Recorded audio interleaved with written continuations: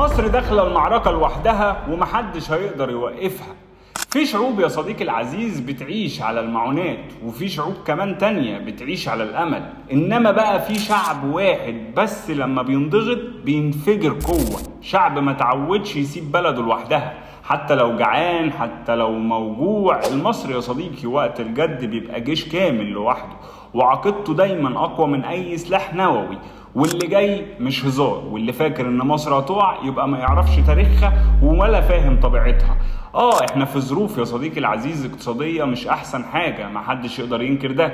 في قرارات بتوجع وفي ملفات بتتحرك ممكن ببطء شوية، بس وسط كل ده في شفرة محدش عارف يفكها لغاية دلوقتي، هي اسمها العقيدة المصرية. المصري مش بس بيحب بلده بالكلام، لا لا لا، ده بيحبها وهو ساكت، بيحبها وهو بيشقى، بيحبها وهو بيتعب وهو بيضحي. وساعات لما كمان الدنيا بتضيق بنشوف اعظم ما فينا، بنلاقي الناس بتنزل الشارع عشان تحمي وطنها مش عشان تنقلب عليه. النهارده المعركه جايه والرهانات كلها ضدنا. الحلفاء للاسف بقوا مجرد عناوين فاضيه ووعود بتتبخر اول ما الجد يبدا. مصر داخله يا صديقي لوحدها بايمان شعبها، بقياده بتعرف كويس اننا في لحظه مفصليه من التاريخ.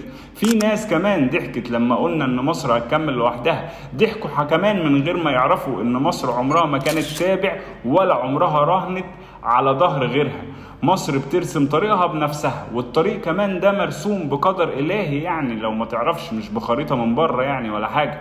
استعدوا لأن الأيام اللي جاية مش هترحم الضعيف ولا هتنتظر المتردد. ومصر مش داخلة المعركة تدور على تعاطف، مصر داخلة تكسب ولوحدها، وزي ما التاريخ دايما كتب اسمها بالنار والنور. فتحيا مصر يا صديقي، دائما تحيا مصر بينا كلنا، شعب وأرض وجيش.